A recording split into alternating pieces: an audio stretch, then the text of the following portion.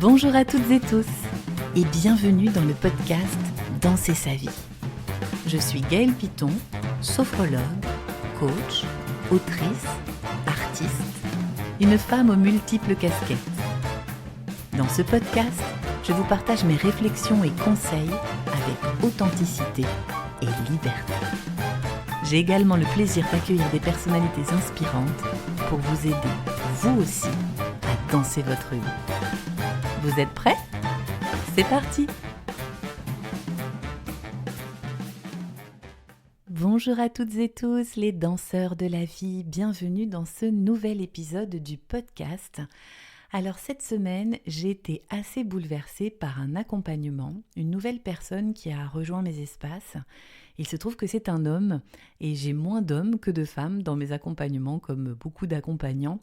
Et c'est toujours très touchant parce que je me dis en mon fort intérieur, avant de prendre rendez-vous, il a dû faire du chemin. Il y a encore un tabou immense par rapport à l'accompagnement des hommes, la thérapie et les hommes. Bon bref, c'est un autre sujet.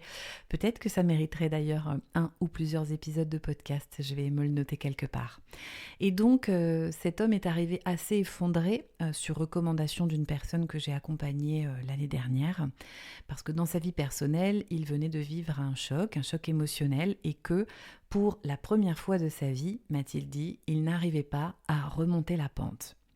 Donc malgré toute sa connaissance de coach, quelqu'un qui accompagne, qui guide, qui transmet, eh bien il n'arrivait pas à faire rentrer ce qu'il était en train de vivre dans les cases du coaching.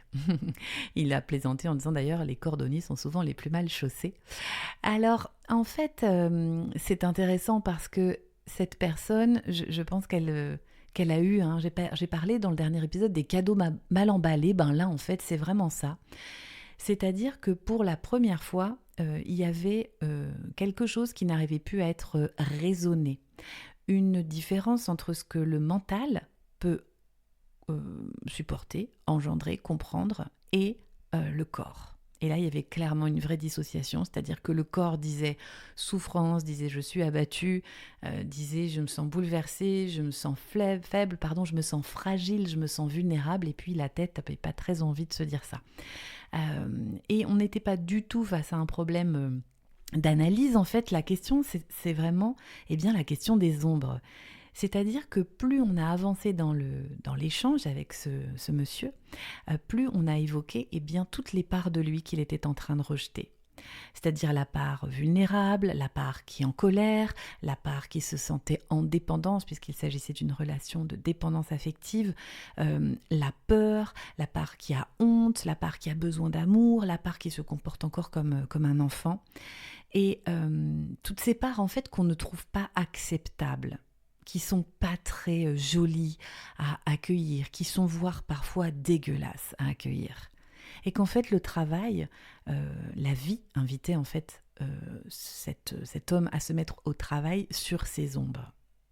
Et en l'accompagnant, je me suis vraiment souvenue d'une chose. Je crois que le travail le plus fécond de mon chemin, ça a été précisément le travail sur mes ombres. Quand on commence à accepter de regarder ce qui est inavouable, ce qui est socialement peut-être inacceptable en nous, ce qui est fragile, qui est associé souvent à de la faiblesse et à tort, ces parts vulnérables, je pense que c'est là, en fait, que se situe notre vraie puissance et que l'on peut toucher l'amour inconditionnel de nous-mêmes. Parce que ce coach qui soutient tout le temps tout le monde avait besoin de se sentir lui en soutien de lui-même, d'être la première personne qui se soutient. Et l'acceptation de toutes ces parts, elle nous permet de nous aimer davantage de manière inconditionnelle. Tout ça est ok, tout ça est bienvenu, tout ça c'est nous. Et on ne s'identifie plus du coup seulement aux parts lumineuses. Et donc, ce qui va de pair avec ça en général, c'est que le regard de l'autre, parce qu'il y était très sensible ce monsieur, s'assouplit un peu. Si on se reconnaît soi-même dans qui nous sommes réellement avec authenticité, intégrité, pleinement, le regard de l'autre nous percute beaucoup moins. Et là, je peux vous dire que moi qui ai été, et qui continue, je veux dire, c'est un chemin, je vous le dis souvent, qui était très très sensible au regard de l'autre, je vois qu'il s'amoindrit ou qu'en tout cas ma préoccupation elle est moindre quand moi je me reconnais pleinement dans qui je suis. Et en fait ça c'est le travail le plus merveilleux qui soit, le travail de l'amour de soi. Tant que vous rejetez vos ombres, vous vous rejetez vous-même, vous rejetez des parts de vous. Et souvent il est intéressant d'observer que c'est des choses qu'on rejette aussi chez les autres. Et donc là on ne peut pas complètement s'aimer. Donc moi je crois que l'amour inconditionnel de soi, ça passe par l'accueil de l'inacceptable justement. Et quand on fait ça, on devient son propre soutien, on arrête d'attendre validation et le regard des autres perd en puissance. Donc je pense que la vie emmène à ce coach, à cet homme, c'est le plus beau des cadeaux, mais c'est très compliqué quand on a la tête bien dedans. C'est vraiment enfin de se soutenir lui-même et je suis même persuadée que ça fera de lui un bien meilleur coach parce qu'il ne sera pas seulement coach, il ne fera pas le coach. Il incarnera pleinement le coach et ça, c'est tout à fait différent. Et vraiment, c'est comme ça que moi je me fais accompagner depuis des années, c'est comme ça que j'accompagne actuellement les praticiens en bien-être à vraiment savoir qui nous sommes et quels accompagnants nous sommes dans toutes nos parts, dans toutes nos fêlures, dans toute notre vulnérabilité qui est notre plus grande puissance. Donc, je vous invite à regarder avec beaucoup d'amour, avec beaucoup de bienveillance, quelle part vous rejetez encore de vous-même, quelle part de vous n'aimez pas, et de lui apporter un maximum d'amour.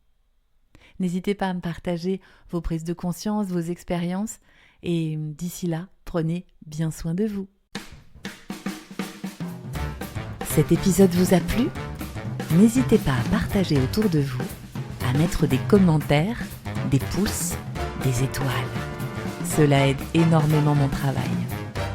Et si vous voulez en savoir plus sur toutes mes casquettes, rendez-vous sur mon site internet www.gaelpiton.com ou sur les réseaux sociaux Facebook, Instagram, LinkedIn. J'ai hâte de continuer ces partages avec vous. À très bientôt.